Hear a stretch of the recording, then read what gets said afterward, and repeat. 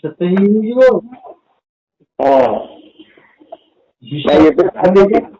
ଆଜି ଏଠି ତ ଯୋଉ କଥା କହିଲେ ପୁରା ଅନୁଭବ ଏଠି ହେଇଗଲା, ଏଠି ସାଙ୍ଗେ ସାଙ୍ଗେ ମତେ ଅନୁଭବ ହେଇଗଲା, ମୁଁ ଜାଣିଦେଲି। ତମ ପ୍ରତି କୃପା ନାହିଁ, ପ୍ରଭୁଙ୍କ କଥା ଅନର୍ଗଳ କେମିତି କହୁଛ? ତମେ କହୁଛ ନାଇଁ? ତମେ କହୁନ ନା, ସିଏ କହୁଛନ୍ତି। ଆଜ୍ଞା। ତେଣୁ ତମେ କହୁଛ ବୋଲି ଧାରଣାଟା, ମୁଁ କହୁଛି ଧାରଣାଟା ମାୟା। ମାୟା। ଆଜ୍ଞା। ସିଏ କହୁଛନ୍ତି ଧାରଣାଟା ତତ୍ତ୍ୱ, ସତ୍ୟ। ତେଣୁ ସତ୍ୟର ପ୍ରକାଶ ହେଇଗଲା ମାନେ ତମେ ତ ସେଇ ମୁହୂର୍ତ୍ତରେ ହେଇଗଲ ଆଉ। ଆଜ୍ଞା, ଠିକ ଠିକ। ଆଜ୍ଞା। ହେଇଗଲା ତ, ରାମ ହେଇଗଲଣି ଆଉ। ରାମ କଥା କହୁଥା। ରାମ ନହେଲେ କଣ ରାମ କଥା କହିହବ? ରାମ କହିବେ ପରା। ରାମ କଥା ରାମ କହୁଛନ୍ତି ନା ମୁଁ କହୁଛି? ଆଜ୍ଞା, ନାଇଁ ରାମ କହୁଛନ୍ତି, ଠିକ କଥା ଆଉ। ରାମ କଥା ରାମ କହୁଛନ୍ତି, ମୁଁ କାହିଁ କହିବି? ମୁଁ କଣ କହିପାରିବି? ନାଇଁ। ତାଙ୍କ କଥା କିଏ କହିପାରିବ? କିଏ କହିବ? ଆଉ କଣ? ଠିକ କଥା, ଠିକ କଥା। ତେଣୁ ରାମଙ୍କ କଥା ରାମ କହିବେ। ଏତିକି ତ ତତ୍ତ୍ୱ ଆଉ କଣ? ଆଜ୍ଞା, ନାଇଁ ବୁଝି ତ ପୁରା କ୍ଲିୟର ଆପଣ ବୁଝେଇ ଦଉଛନ୍ତି, ଅନୁଭବ କରେଇ ଦଉଛନ୍ତି। ଆଉ ଖାଲି ବୁଝେଇଲେ ଗ୍ରହଣ କରିହନ୍ତା କି ମାନନ୍ତା, ମନ ନ ମାନନ୍ତା, କିନ୍ତୁ ପୁରା ଅନୁଭବ କରେଇ ଦଉଛନ୍ତି ଆପଣ ଆଉ। ସେ ତ ଆପେ ହଉଛି ଆଉ। ସୂତ୍ର ପାଇଗଲେ ସବୁ ତ ହେଇଯିବ ନା। ନାଇଁ ପୁରା ତ ଅନୁଭବ ଏଠି ଲାଗୁଛି ଆଉ। ସେଇ ମୁହୂର୍ତ୍ତରେ ପୁରା ଜଣେ ବୈରାଗ୍ୟ ହେଇଗଲା। ତମେ ଅନୁଭବ ଟା କଣ? ଅନୁଭବ ଯୋଉ ହଉଛି ବୋଲି କହୁଛ ସେଇଟା କଣ? ତତ୍ତ୍ୱଟା କଣ? ତତ୍ତ୍ୱଟା ହେଲା ବୈରାଗ୍ୟ। ଆଜ୍ଞା। ମାନେ ସଂସାର ଅନିତ୍ୟ, ସେ ଅନିତ୍ୟ ଜଗତରୁ ମନ ବାହାରି ଯାଇ ନିତ୍ୟ ଜଗତରେ ପ୍ରବେଶ କରିଯିବାଟା ହଉଛି ବୈରାଗ୍ୟ। ଆଜ୍ଞା। ସଂସାରରୁ ବିମୁଖ, ବିମୁଖ ଅର୍ଥ ବୈରାଗ୍ୟ। ଆଜ୍ଞା, ଠିକ ତ। ସଂସାରରୁ ବିମୁଖ ହବାଟା ହଉଛି ବୈରାଗ୍ୟ। ଅସତ୍ୟକୁ ଦୂରେଇ ଯିବାଟା ହଉଛି ବୈରାଗ୍ୟ। ଦୂରେଇ ଯିବା ମାନେ କଣ? ଅସତ୍ୟ ଆଉ ଛୁଇଁଲାନି, ତମେ ଯୋଉଠି ଅଛ ସେଇଠି।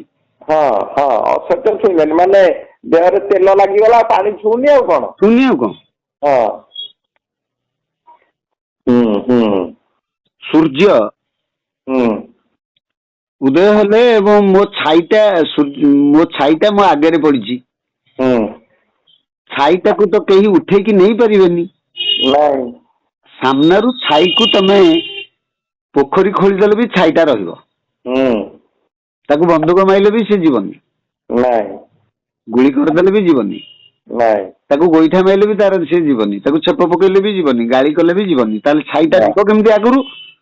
ଗୋଟିଏ ସୂତ୍ର ବୁଲି ପଡିଲେ। ପିଟି କରିଦେଲା ଏପଟକୁ ଗଲା ଆଉ କଣ?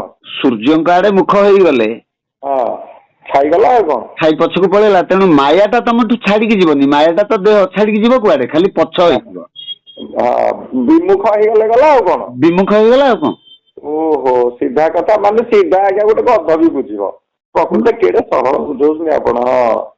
ତେଣୁ ସୂର୍ଯ୍ୟଙ୍କ ଆଡିକି ଆଲୋକ ଆଡିକି ମୁଖ ହେଇଗଲେ ଛାଇଟା ପଛକୁ ରହିଗଲା ଆଉ। ଛାଇ ଆଲୋକକୁ ପଛ କଲେ ଛାଇଟା ଆଗରେ ରହିବ। ମାୟାଟା ଆଗେ ଆଗେ ଚାଲୁଛି। ଯୋଉମାନେ ସଂସାରୀ ହେଇଗଲେ ସେମାନଙ୍କ ଆଗରେ ଛାଇ ଚାଲିଲା, ତେଣୁ ସେ ସଂସାରୀ। ଯୋଉମାନେ ଆଲୋକକୁ ମୁଖ କଲେ, ସୂର୍ଯ୍ୟକୁ ମୁଖ କଲେ, ଜ୍ଞାନକୁ ମୁଖ କଲେ, ଈଶ୍ୱରଙ୍କୁ ମୁଖ କଲେ, ତାଙ୍କ ମାୟାଟା ତାଙ୍କ ପଛରେ ରହିଲା ଆଉ। ରହିଲା ସିଧା କଥା। ଆଜ୍ଞା ଆଜ୍ଞା, କେଡେ ସରଳ। ଛାଇ ଯୋଡେଇକି ଧରି ପାରିବନି ଆଉ ତମକୁ। ନା। ତମେ ଆଗରେ ମାୟାକୁ ଗୋଡଉଛ। ତମେ ତମ ଛାଇକି ଗୋଡେଇକି ଧରିଲ ଦେଖିଆ, ତମ ଛାଇର ମୁଣ୍ଡଟାକୁ ଧରି ପାରିବନି। ନାଇଁ। ତମେ ଯେତେ ଗୋଡେଇବ ସେ ସେତେ ଆଗରେ ଥବ। ସମାନ ମାପରେ ରହିବ, ତମେ କିନ୍ତୁ ଧରି ପାରିବନି। ନାଇଁ। ସେମିତି ତମେ ଯେତେବେଳେ ବୁଲି ପଇଲ ଛାଇ ପଛକୁ ଗଲା, ଛାଇ ଯେତେ ଚେଷ୍ଟା କରିବ ତମକୁ ଆଉ ମାୟା ଧରି ପାରିବନି। ନାଇଁ। ମାୟା ପଛରେ ଗୋଡେଇଥିବ। ମାୟା ପଛରେ ଗୋଡେଇବ। ତେଣୁ ରାମଚନ୍ଦ୍ର ମାୟାପୁରଙ୍କ ପଛରେ ଗୋଡେଇଲେ, ସେତେବେଳେ ଛାଇଟା ତାଙ୍କ ଆଗରେ ଥିଲା। ସେ ଗୋଡେଇକି ଛାଇକି ଗୋଡେଇ ଜଙ୍ଗଲ ଭିତରକୁ ପଳେଇଲେ। ମାୟା ହେଇଗଲା ସବୁ। ଯେତେବେଳେ ସେ ମାୟାଟା ମରିଗଲା ତାଙ୍କଠୁ, ସେ କ୍ରନ୍ଦନ କଲେ, ଆହା କେଡେ ବଡ ଭୁଲ ହେଇଗଲା। ମୁଁ ମାୟା ପଛରେ ଗୋଡଉଥିଲି। ମାୟା ବଧ ହେଲା ପରେ ସେ କାନ୍ଦିଲେ ନା ଆଉ। ମାୟାକୁ ବଧ କରି କାନ୍ଧେଇକି ଆଣିଲେ। କୁଟୀରରେ ପହଞ୍ଚିଲା ବେଳକୁ ଶାନ୍ତି ନାହିଁ। ନାଇଁ। ସୀତା ନାହିଁ, ଶାନ୍ତି ନାହିଁ। ରାମ ହଉଛନ୍ତି ସତ୍ୟ, ସତ୍ୟ ଖୋଜିଲେ ଶାନ୍ତିକୁ, ଆଉ ଲକ୍ଷ୍ୟକୁ ପଚାରିଲେ ଆରେ ଲକ୍ଷ୍ମଣ କଣ କରିବା, ଲକ୍ଷ୍ୟ କରେ କୁଆଡେ କଣ। ହନୁମାନ ଆଇଲା, ହନୁମାନ ରୂପକ ହନୁମାନ। ଅଶୋକ ବନରେ ଶାନ୍ତି ରହିବ, ଯୋଉଠି ଶୋକ ନାହିଁ ସେଇଠି ତ ଶାନ୍ତି ରହିବ ଆଉ। ତାହେଲେ ଶାନ୍ତିକି ହରଣ କଲା କିଏ? ରାଗ ପ୍ରବେଶ କଲା ରାବଣ। ଯୋଉ ଘରେ ରାଗ ପ୍ରବେଶ କରିବ ସେ ଘରେ ଶାନ୍ତି ଅପହରଣ ହବ। ଅପହରଣ ହବ, ଠିକ। ହଁ। ଯୋଉ ଘରେ ସତ୍ୟ ରହିବନି, ସତ୍ୟ ଦୂରକୁ ପଳେଇବ। କୁଟୀର ଛାଡିକି ସତ୍ୟ ପଳେଇଲା, ଗଲା ଶାନ୍ତି ଅପହରଣ ହେଇଗଲା ଆଉ କଣ। ଶାନ୍ତି ରାଗ ପଶିଲା, ଶାନ୍ତି ଅପହରଣ ହେଇଗଲା ଆଉ କଣ। ହଁ, ଠିକ ଠିକ ଆଜ୍ଞା। ଏଇ ଗୋଟାକର ରାମାୟଣର ସୀତା ଚଉବନ ଏଇଟା ଆଉ କଣ। ହଁ, ଏଇଟା ବର୍ଣ୍ଣନା କଲେ ତ ବଢିଆ ହବ ଆଉ। ଆମେ ଖାଲି ଆରେ ଶାନ୍ତି କୋଉଠି ଥାଏ? ଯୋଉଠି ଶୋକ ନଥାଏ। ନଥାଏ। ଯାହା ଘରେ କାନ୍ଦ ବୋବା ପଡିଛି ତମେ ଯାଇକି ସେଠି ଶାନ୍ତି ଖୋଜିଲେ ପାଇବ କି? ନାଇଁ। ଆକ୍ସିଡେଣ୍ଟ ହେଇଯାଇଛି, ରୋଗ ହେଇଯାଇଛି, ମରିଯାଇଛି କିଏ, ଘର ପୋଡି ଯାଇଛି, ସେଠି କାନ୍ଦ ବୋବାଳି ଚାଲିବ। ସେଠି ଶାନ୍ତି ଥାଏ କି? ନାଇଁ। ଶାନ୍ତି କୋଉଠି ଥାଏ? ଯୋଉଠି ସତ୍ୟ ଥାଏ, ଆନନ୍ଦ ଥାଏ। ତେଣୁ ସତ୍ୟ, ରାମ ଯୋଉଠି ନାହିଁ ସେଠି ଶାନ୍ତି ରହିବ ନାହିଁ। ସତ୍ୟ ଯୋଉଠି ନାହିଁ ସେଠି ଶାନ୍ତି ରହିବ ନାହିଁ। ନାଇଁ। ସତ୍ୟ ମାୟା ପଛରେ ପଳେଇଛି। ଆଜ୍ଞା, ଠିକ ତ ଆଉ। ଯଦିଓ ରାମଚନ୍ଦ୍ର ଜାଣିଛନ୍ତି ମାୟାର ଗୋଟିଏ ମୃଗ, ସୁବର୍ଣ୍ଣ ମୃଗ ନାହିଁ ବା ଶୁଣି ନାହିଁ, ମୁଁ ଆଜି ଯାଏଁ ନାଇଁ। ନାହିଁ କି ଶୁଣି ନାହିଁ। ନାଇଁ। ତାପରେ ବି ସେ ଗୋଡେଇଲେ ତା ପଛରେ। ତା ମାନେ ମାୟା ତାଙ୍କୁ ନିର୍ଦ୍ଦେଶ ଦେଲା, ସୀତା ନିର୍ଦ୍ଦେଶ ଦେଲା ମତେ ଏଇଟା ଦରକାର। ଠିକ।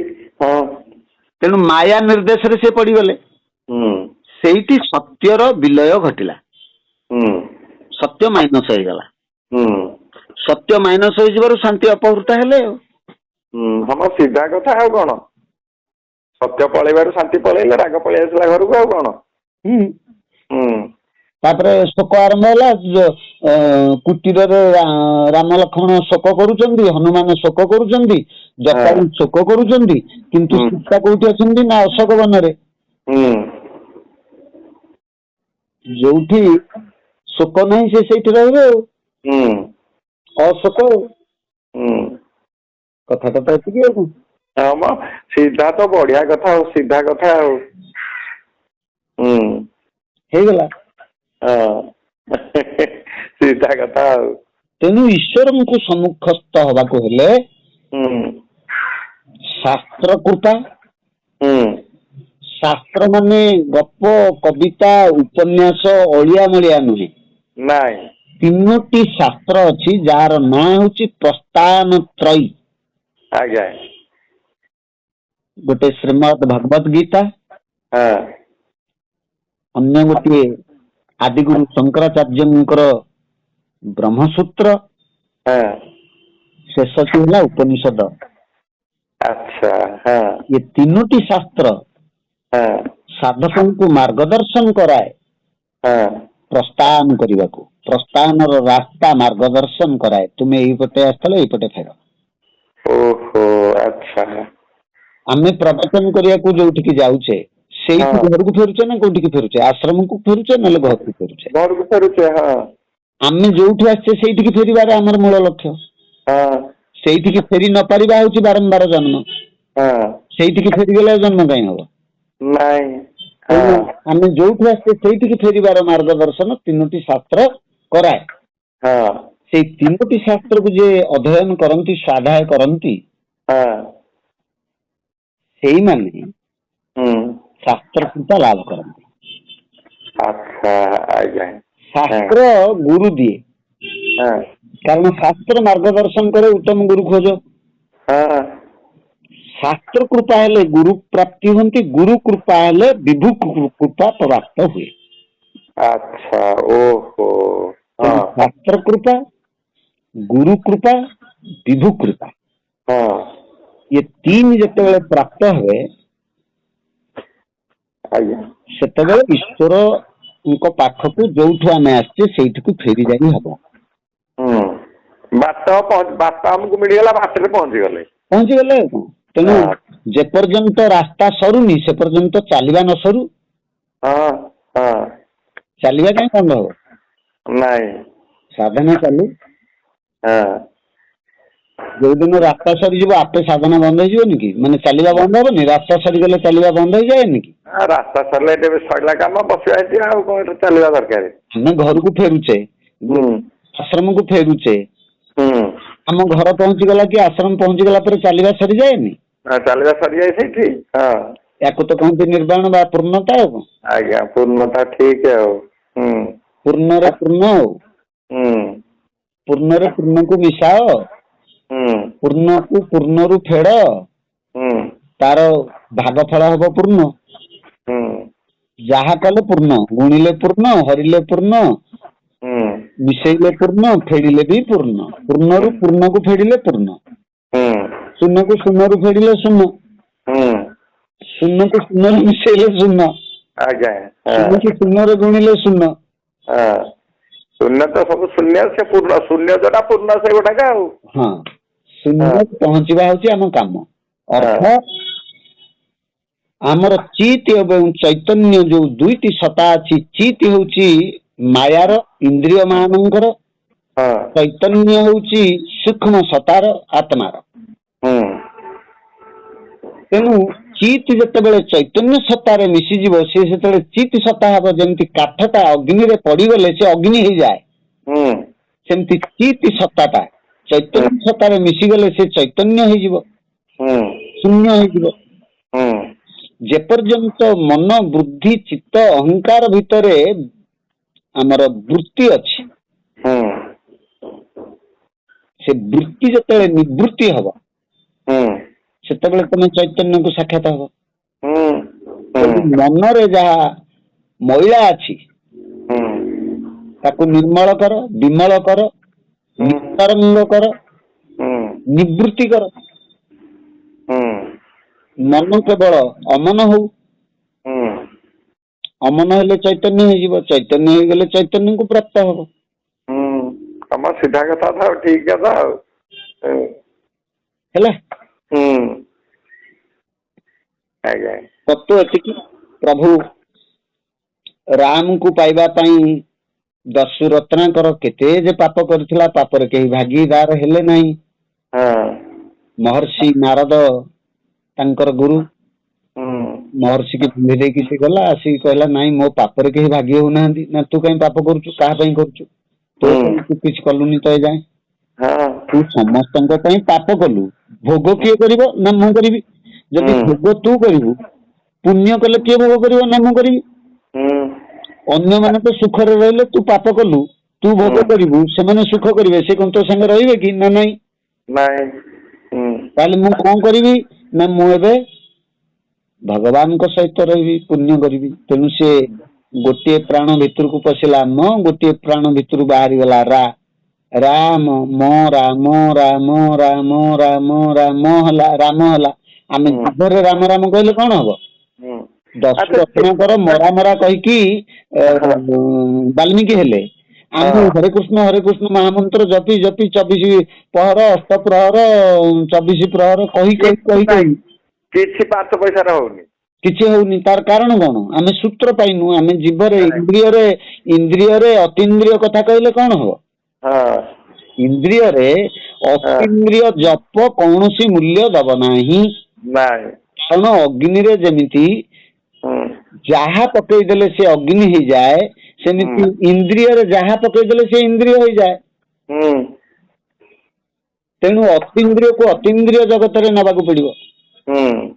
ଅଗ୍ନିରେ ଅଗ୍ନି ମିଶିଲେ ଆଉ ଅଗ୍ନି ହବାର ନାହିଁ, କାରଣ ସେ ଆଗରୁ ଅଗ୍ନି ହେଇଯାଇଛି। ଅଗ୍ନିରେ ଅଗ୍ନି ମିଶିବ, କିନ୍ତୁ ତାର ଆଉ କୌଣସି କ୍ଷୟ ବୃଦ୍ଧି ହବନି। କାରଣ ଅଗ୍ନି ଏକ ଦ୍ରବ୍ୟ ନୁହେଁ, ଅଗ୍ନି ଏକ ଶକ୍ତି। ତେଣୁ ପ୍ରାଣରେ ରହିଯିବା ଦ୍ଵାରା ତୁମେ ପ୍ରାଣ ହେଇଯିବ। ତେଣୁ ପ୍ରାଣର କ୍ଷୟ ବ୍ୟୟ କିଛି ନାହିଁ, ସେ ଥିଲା ଅଛି ରହିବ। ଆଚ୍ଛା, ରତ୍ନାକର ଆଜ୍ଞା ପାଟିରେ ସବୁବେଳେ କଣ ଜପିଛନ୍ତି ଏଇ ଯୋଉ 1000 ବର୍ଷ? ପାଟିରେ ନାହିଁ। ଓହୋ, ଖାଲି ତାହେଲେ ନିଶ୍ୱାସକୁ ତାହେଲେ ନଜର ରଖିଛନ୍ତି, ଯୋଉଟା ଆପଣ ବତେଇଛନ୍ତି। କେବଳ ନିଶ୍ୱାସକୁ ନଜର ରଖିଲେ ପ୍ରବେଶ କାମ, ପ୍ରସ୍ଥାନଟା ରା। ଓହୋ, ମାନେ ଆପଣ ଏଠି ଯୋଉଟା ବତେଇଛନ୍ତି କେବଳ ସେ ଏତିକି କରୁଥିଲେ ଆଉ କଣ? ସେତିକି ତ ଆଉ କଣ? ଆଚ୍ଛା ତାଙ୍କୁ ଭୋକ ଶୋଷ 1 2 ମଝିରେ ଏଡା କିଛି ଲାଗେନି କେମିତି? ଭୋକ ଶୋଷ ଆଉ ହବନି ଗୋଟେ ଅବସ୍ଥାକୁ ଗଲା ପରେ। ଓହୋ ଆଉ 1 2 କିଛି ଲାଗିବନି ପରା। ଆଚ୍ଛା ଶରୀରର କ୍ରିୟା ବନ୍ଦ ହେଇଯିବ, ଶରୀର ଡେଡ୍ ହେଇଯିବ, ଓହୋ ସ୍ଥାଣୁ ହେଇଯିବ। ଆଚ୍ଛା ଆଚ୍ଛା ହଁ କେବଳ ପ୍ରାଣ ଚାଲୁଛି। ପ୍ରାଣ ବି ଗଛ ଭିତରେ ଚାଲୁଛି, ପ୍ରାଣ ବି ପଥର ଭିତରେ ଚାଲୁଛି। ହୁଁ ଆମର ହୁଁ ଜୀବସତ୍ତାର ପ୍ରମାଣ ବୈଜ୍ଞାନିକ ମାନେ ଖୋଜିକି ପାଇଛନ୍ତି। ହୁଁ 400 କୋଟି ବର୍ଷ ପରେ ପୂର୍ବରୁ ହୁଁ ପଥର ଭିତରେ ପ୍ରାଣ ଥିଲା। ହୁଁ ପଥରରେ ପ୍ରାଣ ଥିଲା ଅର୍ଥ ପଥର ଏବେ ବି ଅଷ୍ଟ୍ରେଲିଆରେ ହଁ ଗୋଟେ ଜଙ୍ଗଲ ଅଛି। ସେ ଜଙ୍ଗଲ ହଁ ଟା ନିଶ୍ୱାସ ନବା ଆଣିଆ କରୁଛି। ଜଙ୍ଗଲ ଟା ନିଶ୍ୱାସ ନବା ଆଣିଆ କରୁଛି, ଗଛ କେବଳ ନୁହଁ। ଜଙ୍ଗଲଟା ସେ ମାଟି ଆମେ ଯେମିତି ନିଶ୍ୱାସ ନେଲେ ଛାତି ପଡୁଛି ଉଠୁଛି, ପେଟ ପଡୁଛି ଉଠୁଛି, ସେମିତି ସେ ମାଟି ହଉଛି ଏବେ ବି। ଓହୋ ଆଚ୍ଛା ମାଟି ଏମିତି ଉପରକୁ ଉଠୁଛି ତଳକୁ ଯାଉଛି, ଏଣ୍ଟାର ଜଙ୍ଗଲ ଟା ନିଶ୍ୱାସ ନଉଛି। ତା ମାନେ ହଁ ନିଶ୍ୱାସ ନଉଛି ଛାଡୁଛି, ନଉଛି ଛାଡୁଛି, ହଁ ଏଣ୍ଟାର ଜଙ୍ଗଲ ଟା। ହଁ ତାମାନେ ସେ ଗଛର ଚେର ଉପରକୁ ଉଠୁଛି ପୁଣି ତଳକୁ ପଶୁଛି, ଉପରକୁ ଉଠୁଛି। ହଁ ହଁ ହଁ ସେମିତି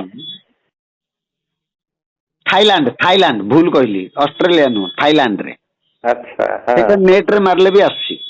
ଓହୋ ହଁ ଅନେକ ବୃକ୍ଷ ଅଛନ୍ତି, ମନୁଷ୍ୟ ମାନଙ୍କୁ ବହୁ ଦୂରରୁ ଟାଣିକିରି ଖାଇ ଦଉଛନ୍ତି। ହଁ ହଁ ବୃକ୍ଷ ଖାଉଛନ୍ତି, ମାଂସ ଭୋଜୀ ବୃକ୍ଷ ଅଛନ୍ତି। ମାଂସ ଭୋଜୀ ବୃକ୍ଷ ଅଛନ୍ତି, ତା ମାନେ ତାଙ୍କ ସାଙ୍ଗେ ପ୍ରାଣ ଅଛି ଏବଂ ତାଙ୍କର ବି ସେନ୍ସ ଅଛି। ଏଇଟା ହଁ ସେ ମଣିଷ, ଏଇଟା ମୁଁ ତାକୁ ଖାଇବି, ଭିଡୁ ଆଣୁଛି। ହଁ ସେପରି ହଁ ଅନେକ କଥା ପ୍ରଭୁ ଲୀଳା କରିଛନ୍ତି। ହଁ ଅନେକ ଭିତରୁ ବାହାରି ଆସି ଏକ ହେଇଯିବା ହଉଛି ଏକାଗ୍ରତା, ହୁଁ ଐକାନ୍ତିକ ଚେତନା, ଐକାନ୍ତିକ ଚେତନା। ତେଣୁ ଆଜ୍ଞା ଜଙ୍ଗଲ ଭିତରକୁ ପଶିଗଲେ, ହଁ ଅନେକ ପୁରାଣ ଶାସ୍ତ୍ରକୁ ପଶିଗଲେ ଆମେ ପାଗଳ ହବା। ଠିକ କଥା ଆଜ୍ଞା ଆଜ୍ଞା ଅନେକ କଥା ଶୁଣିବା ଦ୍ଵାରା ଆମେ ଏବେ ଗୋଟେ କଥା ଶୁଣିଲେ ମୁଣ୍ଡ ଭିତରେ ଘାରିଲା, କେମିତି ଜଙ୍ଗଲ ଟା ନିଶ୍ୱାସ ନଉଛି, ହଁ ହଁ ହଁ ହଁ ଟିକେ ମୁଣ୍ଡରେ ପଶୁଛି। ହଁ କେମିତି ବୃକ୍ଷ ଟା ମଣିଷକୁ ଟାଣି ଖାଉଛି। ଗୋଟେ ବୃକ୍ଷ ଅଛି ଭ୍ରମର ମାରି, ତା ନା କେବଳ ଭଁର ମାନଙ୍କୁ ଟାଣିକିରି ସେ ଖାଏ, ଆଚ୍ଛା ଆଉ କାହାକୁ ଖାଇବନି। ସେ ଗୋଟିଏ ପ୍ରକାର ଜୀବକୁ ଖାଇବ, ହୁଁ ତା ନାଁ ଭ୍ରମର ମାରି। ହୁଁ ଆଚ୍ଛା ହଁ ଏମିତି ଅନେକ କଥା ଏ ସମାଜରେ ଭଗବାନଙ୍କ ଦ୍ଵାରା ସୃଷ୍ଟି ହେଇଛି।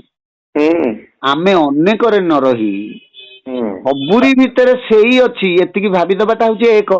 ଏଇଟା ସବୁରି ଭିତରେ ସେଇ ଅଛନ୍ତି। ହଁ ତେଣୁ ଆମେ ଅନେକର ଚରିତ୍ର ଦେଖିବା ଦରକାର ନାହିଁ, ଅନେକ ଚରିତ୍ର ଭିତରେ ଏକ କାମ କରୁଛି, ସେ ଏକକୁ ଧରିଦେଲେ ହେଇଗଲା। ଆଉ ଗଲା ଆଜ୍ଞା ଆଜ୍ଞା ଠିକ ଆଉ ହଁ ଏକଦର୍ଶୀ ହେଇଗଲ, ଏକାଦଶୀ ହେଇଗଲା। ଆଉ ହଁ ଉଷୁନା ଖାଇକି ବି ଏକାଦଶୀ ହବ। ହଁ ହଁ ତମେ ଉଷୁନା ଖାଇଲେ ବି ଯଦି ସବୁ ଭିତରେ ଏକକୁ ଦେଖୁଛ, ତମେ ଏକଦର୍ଶୀ। ହଁ ସମଦର୍ଶୀ ଯେଉଁ ନର, ତା ପାଦେ କୋଟି ନମସ୍କାର। ହଁ ସମଦର୍ଶନ, ସମଦର୍ଶନ, ହୁଁ ସବୁରି ଭିତରେ ବ୍ରହ୍ମ, ହୁଁ ସବୁରି ଭିତରେ ବ୍ରହ୍ମ। ହୁଁ ବ୍ରହ୍ମମୟ ଏ ଜଗତ। କାଷ୍ଠ ପାଷାଣ ତରୁ ତୃଣ ହୁଁ ସକଳ ଦେହେ ନାରାୟଣ। ହୁଁ ନାରାୟଣ, ନର ଦେହରେ ଅୟନ, ହୁଁ ନାରାୟଣ। ହୁଁ ଆମେ ନିଜକୁ ଭାବୁଛେ ନର, ହୁଁ ଜଗତ ନର। ନ ଯିଏ, ନର ଯିଏ, ସେ ହଉଛି ନର। ଯିଏ ମାନେ ନାହିଁ, ନାହିଁର ମୁଁ, ଓ ତାକୁ ଯାହାକୁ ଖୋଜିଲେ ପାଇ ହଉନି। ହଁ ଯାହାକୁ ମୁଁ ଖୋଜୁଛି କିନ୍ତୁ ପାଉନି, ଯିଏ ନାହିଁ ତାକୁ ହିଁ ମୁଁ ଖୋଜୁଛି। ହଁ କିଏ ନାହିଁ ନା ସିଏ ନାହିଁ, କୋଉଠି ନା ବାହାରେ। କୋଉଠି ଅଛି ତାହେଲେ ନା ମୋ ଭିତରେ। ହୁଁ ମୁଁ ଭିତରେ ଅଛି, ବାହାରେ ଖୋଜୁଛି। ମୁଁ ମତେ ଖୋଜିବି ଜଗତ ଯାକ ବୁଲିକି, ଆଉ ପାଇବି? ନାଇଁ ନାଇଁ ଲୋକ ପାଗଳ କହିବେ। ଚଷମା ପିନ୍ଧିକି ମୁଁ ଚଷମା ଖୋଜିବି, ଲୋକ ପାଗଳ କହିବେ। ହଁ ଟୋପି ପିନ୍ଧିଛି, ଟୋପି ଖୋଜୁଛି, ପାଗଳ କହିବେ। ହଁ ତାମାନେ ଈଶ୍ୱର ମୋ ଭିତରେ ଅଛନ୍ତି, କିନ୍ତୁ ମୁଁ ହଁ ବାହାରେ ଖୋଜୁଛି, ସେ ବାହାରେ ନାହିଁ।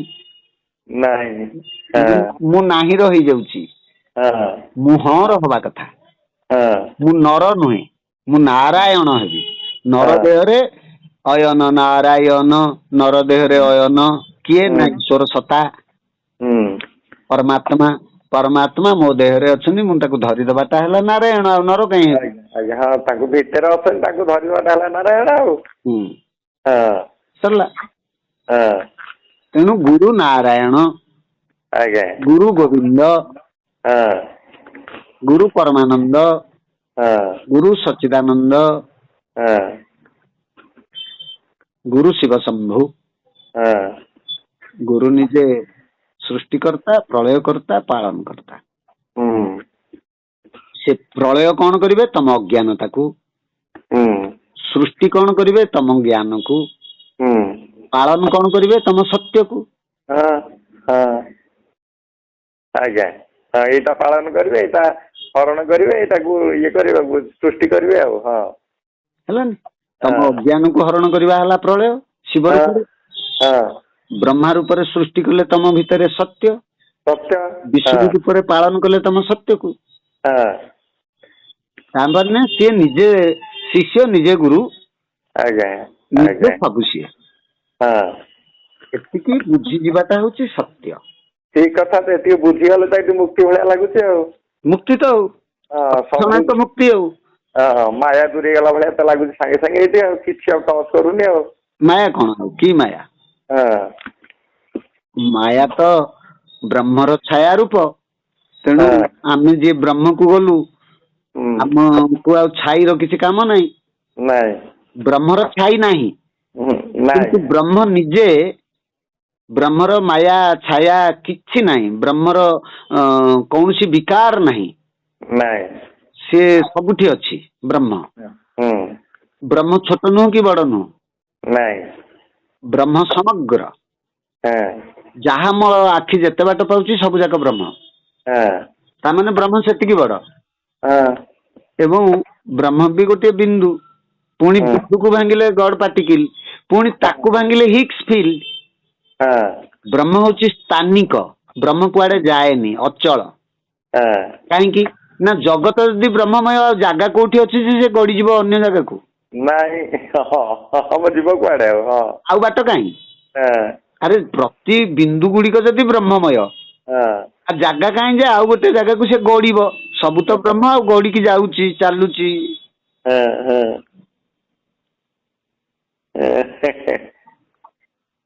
तेणु जगत ब्रह्ममय।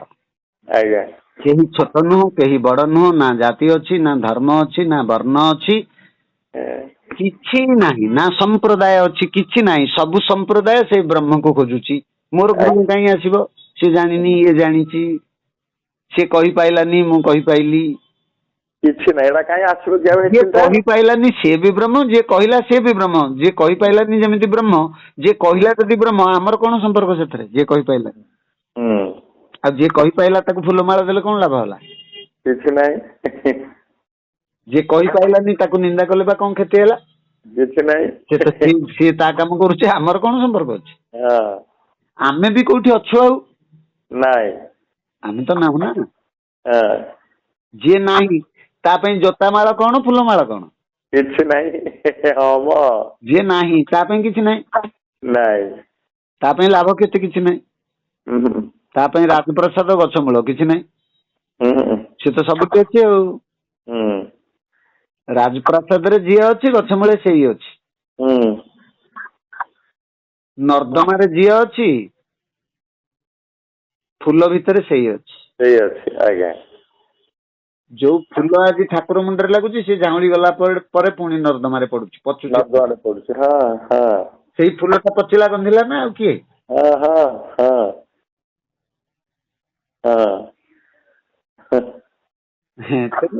ସେଇ ଭିତରେ ସବୁ ଗୋଡା ଏ ଆମ ଏଠା ଲୋକନାଥ ପୁରୀ ଲୋକନାଥ ହଁ ଯାଇକି ଦେଖ କେତେ ସୁବାସିତ ଗନ୍ଧ ଦ୍ରବ୍ୟ ଫୁଲ ପକା ହଉଛି। ତାରି ଭିତରେ ରହିକି ସେ ପଚିକି ବି ଗନ୍ଧ ହଉଛି। ହଁ ହଁ ହଁ ଶିବ ତାରି ଭିତରେ ଗନ୍ଧରେ ବୁଡିକି ଅଛନ୍ତି, ସୁବାସରେ ବି ବୁଡିକି ଅଛନ୍ତି। ହଁ ତେଣୁ ଗନ୍ଧରେ ସେଇ ସୁବାସରେ ସେଇ। ହୁଁ ତେଣୁ ଆମକୁ ଗନ୍ଧ ଗନ୍ଧ ହଉଛି, ସୁବାସଟା ସୁବାସ ହଉଛି। ଏଇ ଦିଟାରୁ ମୁକ୍ତ ହୋଇଯିବା ହଉଛି ପ୍ରାପ୍ତି। ପ୍ରାପ୍ତି ନିର୍ବାଣ ପ୍ରାପ୍ତି ଆଉ। ଗନ୍ଧରେ ନାହିଁ କି ସୁବାସରେ ନାହିଁ, ବାସରେ ନାହିଁ ଆଉ। ଆଲୋକରେ ନାହିଁ କି ଅନ୍ଧାରରେ ନାହିଁ, ଲାଭରେ ନାହିଁ କି କ୍ଷତିରେ ନାହିଁ, ନିନ୍ଦାରେ ନାହିଁ କି ପ୍ରଶଂସାରେ ନାହିଁ। ହୁଁ ମତେ କୁହାହେଲା ପ୍ରଭୁଙ୍କ କଥା କହିବାକୁ, ମୋ ଭିତରେ ପ୍ରଭୁ ଅଛନ୍ତି ସେ କହିଦେଲେ, ଆଉ ପ୍ରଭୁ ମାନେ ଶୁଣିଦେଲେ। ପ୍ରଭୁ କହିଲେ ପ୍ରଭୁ ଶୁଣିଲେ। ମୁଁ ସାର୍ଟିଫିକେଟ ଧରିକି ବାଇଣ୍ଡିଂ କରିକିରି ଦାଣ୍ଡ ଘରେ ବଡକିରି ବାଇଣ୍ଡିଂ କରିକି ତାକୁ ଦେଖଉଛି ବସିକି, ଯେ ଦେଖ କିଛି ମୂଲ୍ୟ ନାହିଁ, ସବୁ ଫଲ୍ସ। ଫଲ୍ସ, ସିଏ ରହିବନି, ନାଇଁ ସେ ଆଜି ଅଛି କାଲିକି ରହିବନି। ତେଣୁ ଯୋଉ ପ୍ରଶଂସା ରହିବନି ସେ ପ୍ରଶଂସାକୁ ନେଇକରି ମୁଁ କାହିଁ ଏତେ ଆନନ୍ଦିତ? ଆବଶ୍ୟକତା ନାହିଁ। ମୋର ଯୌବନକୁ ନେଇକି ପ୍ରଶଂସା ହବ, ଇଏ କଣ ରହିବ? ନାଇଁ। ମୋର ଜ୍ଞାନକୁ ନେଇ ପ୍ରଶଂସା ହବ, ଇଏ କଣ ରହିବ? କାରଣ ମୋ ଜ୍ଞାନଟା ଯେ ଶ୍ରେଷ୍ଠ ଆଉ ତା ଉପରେ କେହି ଜାଣିନାହାନ୍ତି ସେ କଥା ବି ନୁହଁ। ନାଇଁ। ଜ୍ଞାନ ଉପରେ ଜ୍ଞାନ, ଜ୍ଞାନ ଉପରେ ଜ୍ଞାନ, ଜ୍ଞାନ ଉପରେ ଜ୍ଞାନ, ଏମିତି ଅଛନ୍ତି। ମୁଁ ଆଜି ଯାହା ଜାଣିଛି କାଲିକି ଆଉ ଟିକେ ଅଧିକ କଥା ଜାଣିଲା ପରେ ଏ କଥାଟା ଛୋଟ ଲାଗୁଛି। ମୁଁ ପ୍ରଥମେ ଯୋଉ କବିତା ଲେଖିଥିଲି, ବର୍ତ୍ତମାନର କବିତା ଲେଖା ଭିତରେ ଆକାଶ ପାତାଳ ତଫାତ ହେଲା। ଆକାଶ ପାତାଳ ପାର୍ଥକ୍ୟ। ତେଣୁ 20 ବର୍ଷ ତଳେ ଯୋଉ କଥା କହୁଥିଲି ଆଜି କଥା ଭିତରେ ବହୁତ ଫରକ ହଉଛି। ବହୁତ ଫରକ, ବହୁତ ଫରକ। ଆଉ 5 ବର୍ଷ 10 ବର୍ଷ ପରେ ଆହୁରି ଫରକ ହବ। ତେଣୁ ମତେ ବୁଝିଯିବାର ଅଛି ତତ୍ଵଟା କଣ। ସେତେବେଳେ ଗୋଟେ ସାଧାରଣ ସ୍ତର ଲେଖୁଥିଲେ, ଏବେ ଅତୀନ୍ଦ୍ରିୟ ସ୍ତରର ଲେଖା, ଅତୀନ୍ଦ୍ରିୟ ସ୍ତରର କଥା ଆଉ। ହଁ। ତେଣୁ ମତେ ବୁଝିଯିବାର ଅଛି। ସବୁ ଇନ୍ଦ୍ରିୟ ମାନେ ଦିବ୍ୟ ହେଇଯିବାଟା ହଉଛି ମୁକ୍ତି। ଆଜ୍ଞା। ଆଖି କାନ ନାକ ପାଟିରେ ଯୋଉ ଯୋଉ କର୍ମ ହଉଥିଲା ମାୟା, ସେଇଥିରେ ଦିବ୍ୟ କର୍ମ ହବ। ମୁଁ ଆଖିରେ ଯାହାକୁ ଦେଖିବି ମା, ହାତରେ ଯାହା କରିବି ପୁଣ୍ୟ କର୍ମ କରିବି, ଦାନ କରିବି, ଧର୍ମ କରିବି, ସେବା କରିବି, କର୍ମ ଉତ୍ତମ କର୍ମ କରିବି। ପାଦରେ ବେଶ୍ୟାଳୟ ପର୍ଯ୍ୟନ୍ତ ଚାଲିକି ଯାଉଥିଲେ ବିଲ୍ଲ ମଙ୍ଗଳ, ପାଦରେ ମଥୁରା ଚାଲିଲେ ବିଲ୍ଲ ମଙ୍ଗଳ।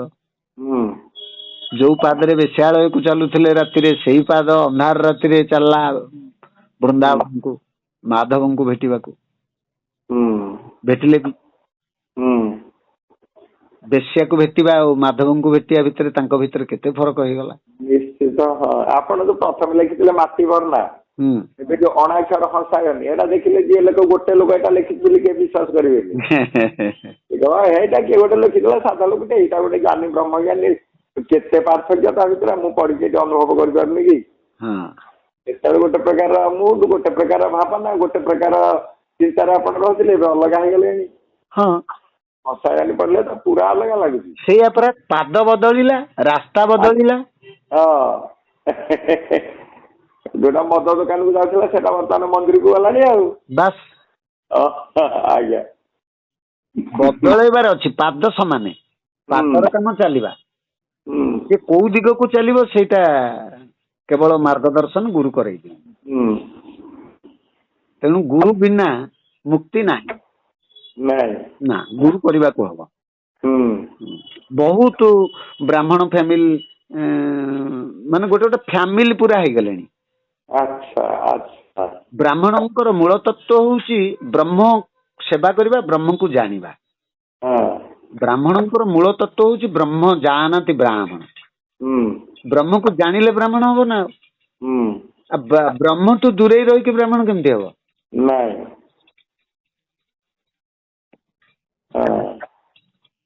ଆଉ ଗୋଟେ ଗୋଷ୍ଠୀ ମେଳ ହେଇକି ଯେତେବେଳେ ଆଲୋଚନା ହେକା କରୁଛନ୍ତି ନା ନାଇଁ, କୋଉଠି କେତେବେଳେ କେମିତି? ସେ କଥାଟା ପ୍ରାପ୍ତି ଉପରେ, କାହାର ପାଇବାର ଅଛି ସେମାନେ ଏକାଠି ହେବେ।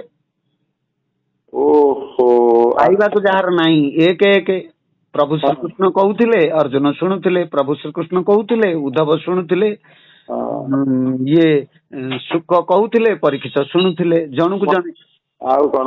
ନହେଲେ କୃଷ୍ଣ କହିଥିଲେ ସେ ଦ୍ରୋଣ, ଭୀଷ୍ମ, ଏମାନେ ସବୁ କୃପାଚାର୍ଯ୍ୟ ମାନେ ଜ୍ଞାନୀ ଲୋକ ଶୁଣି ନଥାନ୍ତେ, କିନ୍ତୁ ଶୁଣିଲେ କେବଳ ଅର୍ଜୁନ। ଦ୍ରୋଣ ଭୀଷ୍ମଙ୍କ ଠାରୁ ଅର୍ଜୁନ କଣ, ତାଙ୍କ ଆଗରେ ଗାଈର ଗୋବର ନୁହଁ। ତାହେଲେ କିନ୍ତୁ ଯୋଗ୍ୟ ଶୁଣିବାକୁ ହେଲେ ଅର୍ଜୁନ, ଦ୍ରୋଣ ଶୁଣି ପାରିଲେନି, କୃପାଚାର୍ଯ୍ୟ ନାହିଁ, ଭୀଷ୍ମ ନାହିଁ, ମାନେ କେଡ଼େ ଜ୍ଞାନୀ ଗୁଣ ଫେଲେ, ଇଏ ସାଧାରଣ ଟୋକାଟେ, ଇଏ ଫାଷ୍ଟ ହେଇକି ଉଠିକି ଗଲେ। ଧର୍ମରାଜ ଯୁଧିଷ୍ଠିର ସମର୍ଥ ହେଲେନି। ନାଇଁ ପରା। ଅନ୍ୟ ମାନଙ୍କ କଥା ଛାଡ, ସେମାନେ ତ ପାପାର୍ନ ଭୋଗୀ। ସେମାନେ ଆତତାୟୀ, ସେମାନେ ଗୁରୁ ନୁହନ୍ତି। ଯୋଉମାନେ ପାଞ୍ଚଟି କୁକର୍ମ କରିବେ ସେମାନେ ଆତତାୟୀ ହେବେ, ଗୁରୁ ହେଇପାରିବେନି। ପରଧନ ଅପହରଣ, ପର ନାରୀ ଅପହରଣ, ଅନ୍ୟାୟର ସମର୍ଥନ, ପାପାତ୍ମ ଭୋଗ ଏବଂ ଅନ୍ୟାୟକୁ ସହିଯିବା ବା ପାତର ଅନ୍ତର କରିବା। ଏଇ ପାଞ୍ଚଟି କଥା କରୁଥିବା ବ୍ୟକ୍ତିଟି ଆତତାୟୀ। ତେଣୁ ସେମାନେ ତ ଆତତାୟୀ, ସେମାନଙ୍କ କଥା ଛାଡ଼ିଦିଅ। ଅବଶ୍ୟ ଠିକ। ଧର୍ମରାଜ ଯୁଧିଷ୍ଠିର ବି ଅସମର୍ଥ ହେଲେ। ଆଜ୍ଞା। ଯିଏ ମହାଜ୍ଞାନ, ତତ୍ୱଜ୍ଞାନ, ବ୍ରହ୍ମଜ୍ଞାନ, ବ୍ରହ୍ମ ବିଦ୍ୟା, ଯୋଗଶାସ୍ତ୍ର ଶୁଣିବା ପାଇଁ ସମର୍ଥ ଏକମାତ୍ର ଅର୍ଜୁନ ହେଲେ। ଅର୍ଥ ପାର୍ଥ। ପାର୍ଥ ପାର୍ଥ ହବାକୁ ପଡିବ, ପାତ୍ର ହବାକୁ ପଡିବ, ଧାରଣ କରିବାକୁ ହେଲେ ପାତ୍ର ଅନୁସାରେ ଧାରଣ। ଆମ ସମସ୍ତିକି ଆଉ ସମସ୍ତେ କଥା ଶୁଣିପାରୁଛୁ ନା? ସମସ୍ତିକି ଆପଣ କହୁଥିବେ, ବୁଝିପାରିଲେ, ଅନୁଭବ କଲି ଆଉ। ଏବଂ ଅର୍ଜୁନ ନିଜେ ଅର୍ଜନ କଲେ। ଅର୍ଥ ଆମକୁ କର୍ମ କରିବାକୁ ପଡିବ। ଉତ୍ତମ ଗୁରୁ ପ୍ରାପ୍ତି ହବାକୁ ହେଲେ ଆମକୁ ବ୍ୟାକୁଳ ହବାକୁ ପଡିବ। ଜ୍ଞାନ ପ୍ରାପ୍ତି ହବାକୁ ହେଲେ ଆମକୁ ବ୍ୟାକୁଳ ହବାକୁ ପଡିବ। ଆମେ ଯଦି ବ୍ୟାକୁଳ ହବୁ ନାହିଁ, ଜ୍ଞାନ କେମିତି ପାଇବୁ? ଆମକୁ ଦବ କିଏ? ତେଣୁ ଆମର କର୍ମ ସେଠି କଣ ହେଲା ନା ବ୍ୟାକୁଳତା। ସେ ବ୍ୟାକୁଳତା ଆମକୁ ଉତ୍ତମ ଗୁରୁ ଦେଲା। ଉତ୍ତମ ଗୁରୁ ଆମକୁ ଉତ୍ତମ ଜ୍ଞାନ ଦେଲେ। ଉତ୍ତମ ଜ୍ଞାନ ଆମକୁ ଫେରେଇ ନେଲେ। ତତ୍ତ୍ୱ ବୁଝିଲେ ତୁଟେ ଭ୍ରାନ୍ତି, ନହେଲେ ଭ୍ରମୁଥାନ୍ତି ପ୍ରାଣୀ। ପ୍ରାଣୀ ଭ୍ରମୁଥାନ୍ତି।